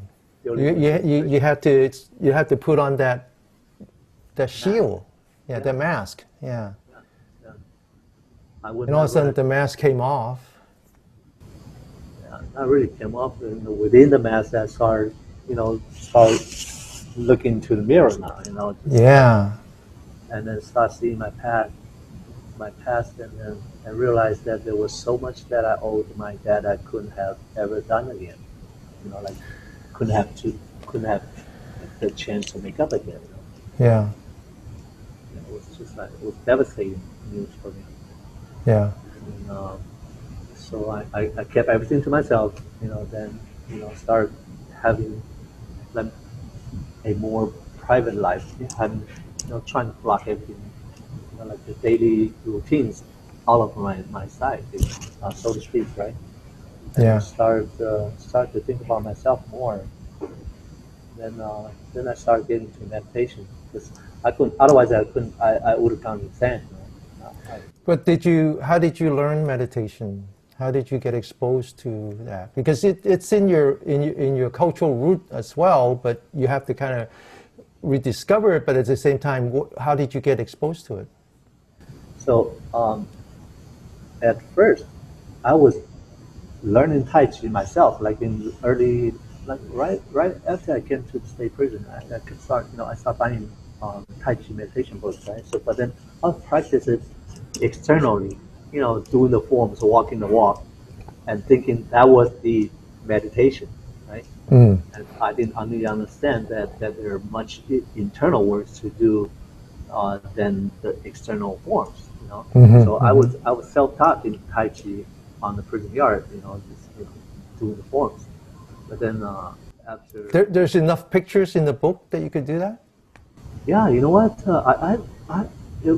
It kind of like amazed me that I'd be able to pick up whatever that the book said and then do pretty quite well, like pretty well. Even the martial arts, I learned boxing by books, learned taekwondo by books. No, I mean in the YouTube video, you had good moves, man. I'm surprised. I mean, if you told me that you learned it from YouTube, I can understand. But if you learn it from just a picture, that's pretty amazing. Yeah, from drawings. Yeah, from drawing. Yeah. Yeah, I picked up everything from the book. But there, I mean, it's obviously there's something about it that it speaks to you. That energy speaks to you. Like when I was practicing forms, like the most I could felt was this this like tranquility, right? This calmness, right? So that was about the most. But then later on, I learned from this other guy introduced me to a set of books that that were written by a Thai Taoist master. But A Taoist master. yeah, he was a Thai Chinese. So Okay. he migrated to the U.S. early on too, and he had Thai, like from Thailand. Thailand, yeah, Thailand, But this is about Taoist practice. Taoist practice. Okay, interesting. Yeah. He's a Thai Chinese. Yes, yeah, Thai Chinese, yeah. And then he had like learned while he was in China, but then he moved on to Thai, right? And then he migrated to the U.S. and he started a like a association of this Taoist practice himself too, and then he had written a lot of books. And then only when I started reading his books that I knew that the external forms had really very little to do with this Taoist practice. The internal meditation, like, are the core. The meditations are the core of this Taoist practice. Yeah, yeah. That's, It's in a way it's like yoga. A lot of people practice yoga, but they practice the external form. It's about twisting and bending and all that. But that's not truly the yoga tradition. yeah, yeah. Interesting. Well, what's really what really matters with those practices are the internal discipline. So once you start to look inward, what did you find? I found I was hollow. I lacked content. Now we're talking about not knowledge, it's really how much you're worth to yourself, not to others. Not how much you look to others, but everything how much you're worth to yourself. And I found myself worthless, especially with this, deep sorrow and regret coming from my dad's, death. I mean, triggered by my dad's death. I just found that I was a awful human being.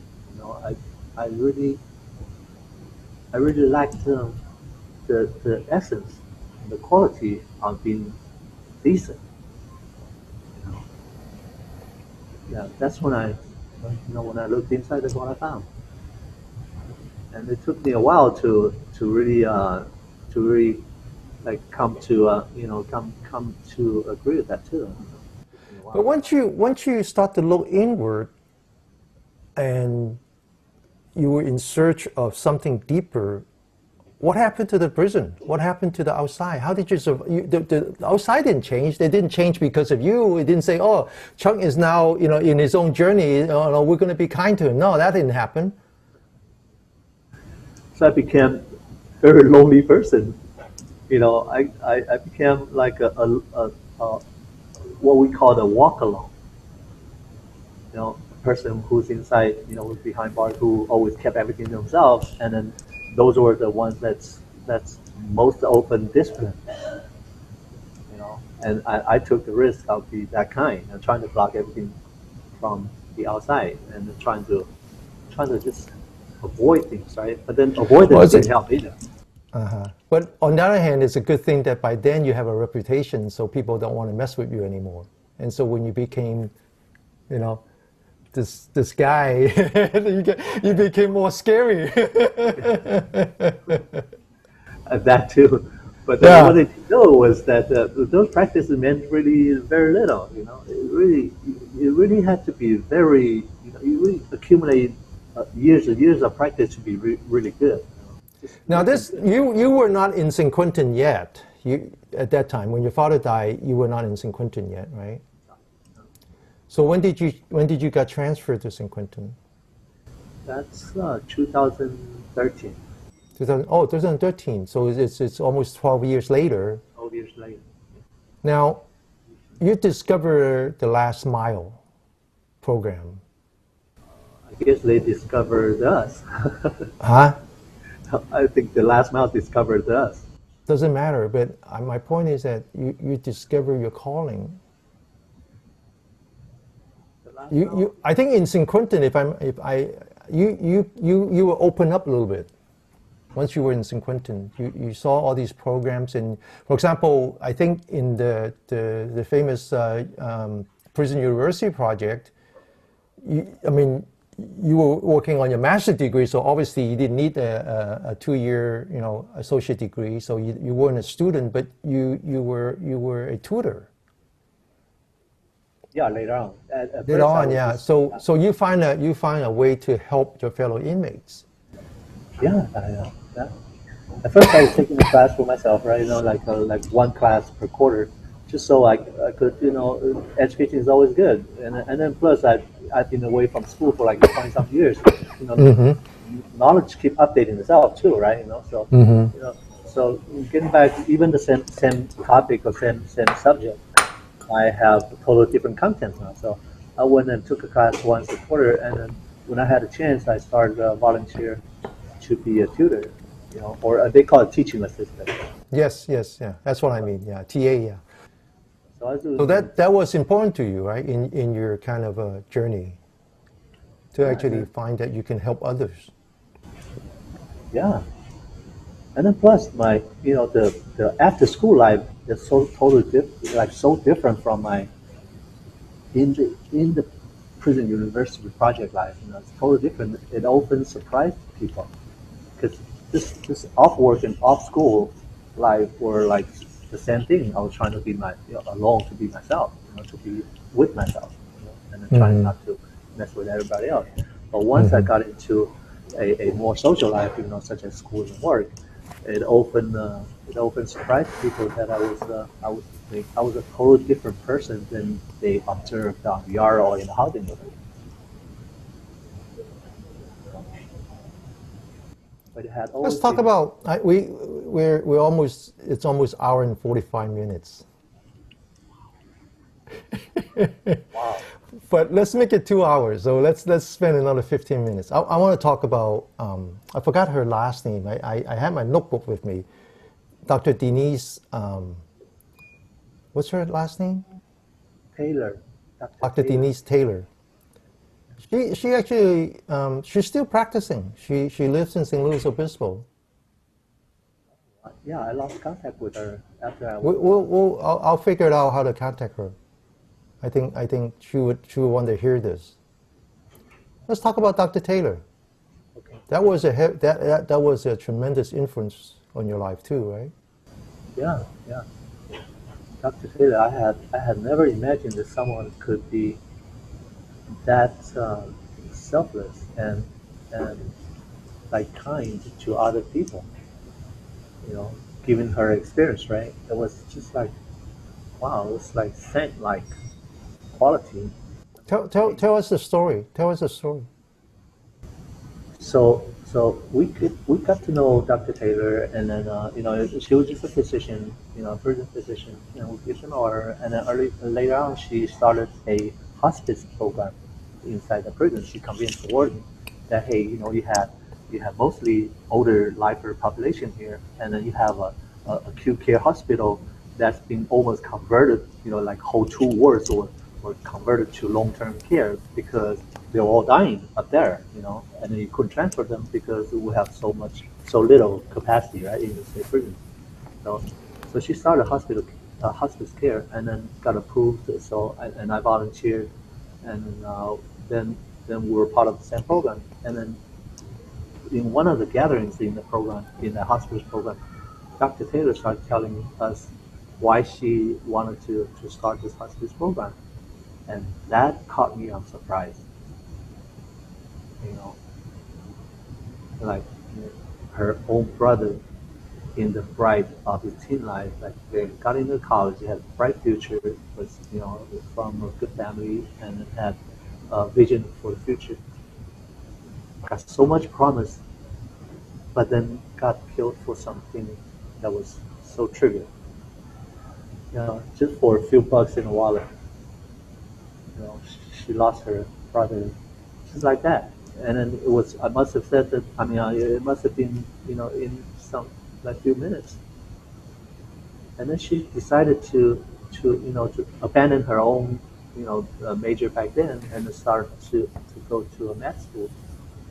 You know, trying to be a doctor. And then from the moment she decided to be a doctor, she wanted to come to the prison to be a prison doctor. To the people that are basically the same as the same as the person who murdered her brother. Right. Yeah. I couldn't even fathom that how could she decide to do that. I couldn't even fathom at all. I was like, wow, like really wow. you know and then she never practiced before. I mean, so far as the story she told, that she got into prison to start her practice immediately after she qualified to be a physician. I heard from another doctor that she left prison practice like a while ago. But since we didn't have much control of her life or our social life back then, I just lost contact with her. That was like, if I were to say, hey, if someone asked me, hey, what do you think that the quality of a Buddha would be like, or a Bodhisattva would be like, I would say what Dr. Taylor did. Yes, yes. In fact, it is. It is exactly that, because when we have a chance, we'll talk about much more about Buddhist teaching. But just quickly, we'll talk about hindrances. Those are the mental defilements, and the major one is what we call ill will. It's all the negative energy that, when you're confronted with things that is not what you want, like having your brother murdered, the natural reaction would be hate and violence. That's human being. But if someone who's practicing the Bodhisattva path, whether they are Buddhists or not, doesn't matter. There are angels in the world. Angels don't need to be a Buddhist, okay? And when they practice what's called the Four Immeasurables. And that's loving kindness, compassion, so forth and so on. And loving kindness is the only one that can conquer negative ill will. And so she was practicing the Bodhisattva path, because otherwise that fire of hate would just burn her up, to eternity. And she's such an enlightened person that she knew that the only way that she would not be burned by that fire would be to turn around, be a master of it. And that's not unlike what you were doing, Chung. What was I doing? Well, when you find yourself in a situation where, due to a sequence of events where you made wrong decisions, you end up in a place that you never imagined, a place where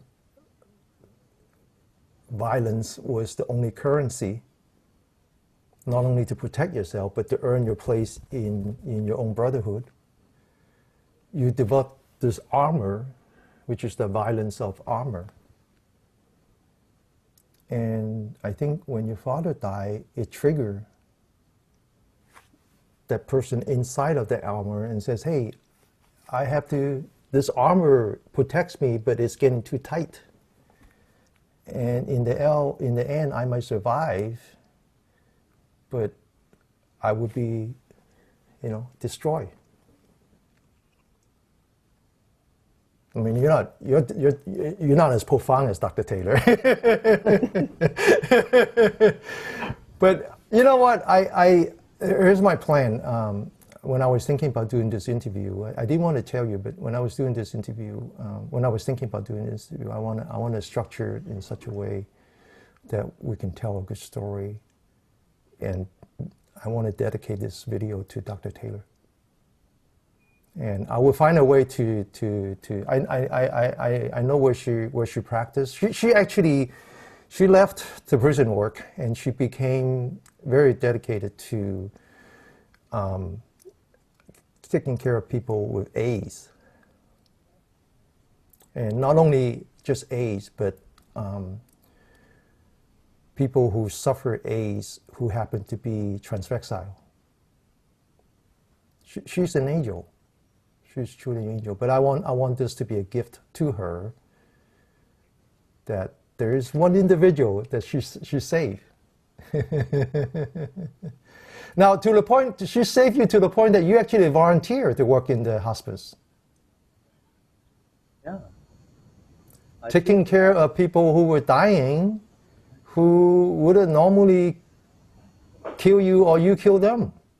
These are people that are not from your social group.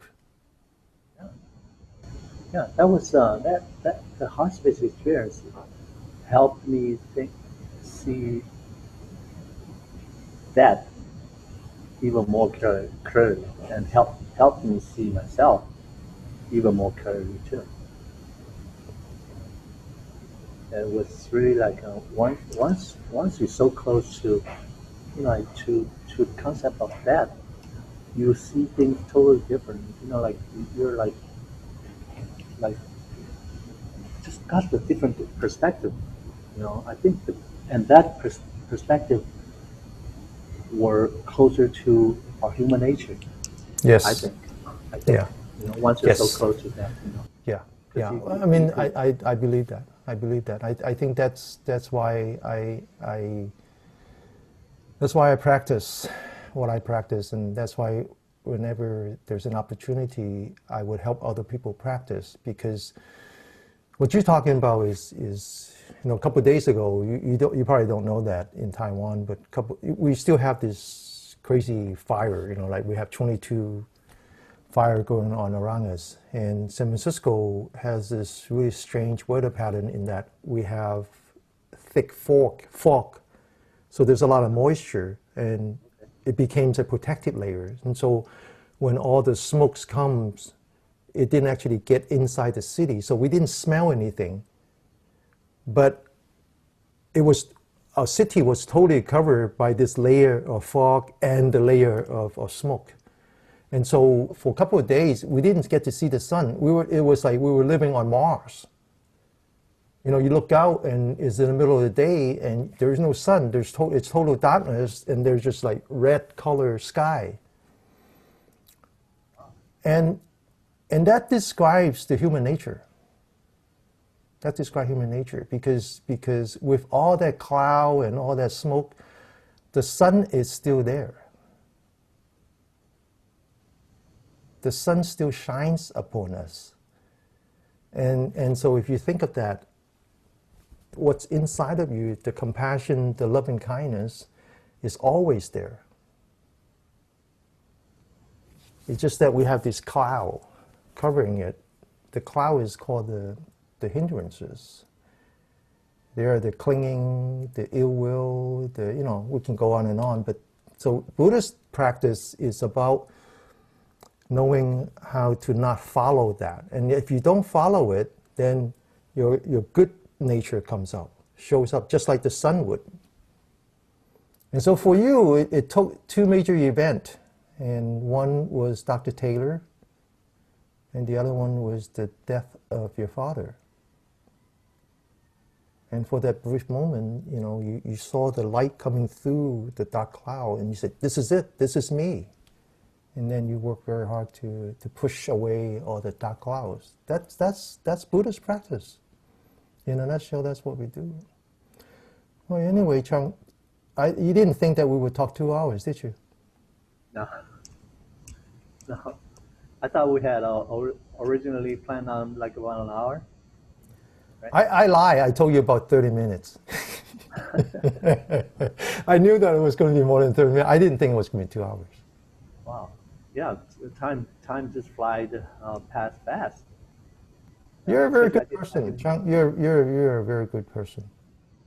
You're a very good person. There's a lot of good in you. You first of all, you have integrity. You believe in what's right, what's wrong. There are a lot of things we didn't talk about today that has to do with some legal trouble you have, how you stand up for yourself. Because I think of you as this guy, and we use that when we talk about entrepreneurship and when we talk about making investment in people, is that we look for the guy who take a bite, who bites into the butt of a running bull. Wow. So you have this bull, this cow, this, and it's running, and this guy just bite into the back, and it won't let go. That's tenacity. That's tenacity. And we didn't talk too much about that, but you have that. I thought it was just stubbornness. No. It's obviously stubborn. I mean, it's stubborn to no return. I mean, some people say stubborn, but that's more than stubborn. What you did was more than stubborn. Wow. But on the other hand, if you know, it can be the beginning of something good. Because when we look for an investment opportunity, when we look for an entrepreneur, that's what we look for. We look for this. We look for someone who when he bites into the butt of a running bull, he won't let go, no matter what. But of course, what we also look for is that the person is willing to listen. If you're stubborn but you're not willing to listen, then you're no good to anyone. I gotta work on that. Receptive. Yeah. Actually, listening is not that hard. Just don't listen to yourself. Understanding that there is actually you, the true you, is the sun behind the dark cloud. Don't listen to the dark cloud. All you have to do is come to our Saturday fellowship, which is Sunday night your time, which is very late. But come to our practice. I need you. Okay? Yeah, I have the link. Okay. Same link, right? Yeah. Come this Saturday. Okay? I think I've already written into my calendar. Okay. All right. I think last week was Dan and I, but it'd be great to see you. Thank you, Chung. Thank you, Denny. Thank you for spending time with me. You have such a great story. I think it's a very inspiring story. I think as much as Dr. Taylor helped you, I think this story will help someone else. I surely hope so. Yeah. Okay. Thank you. Thank you, Dan. Thank you.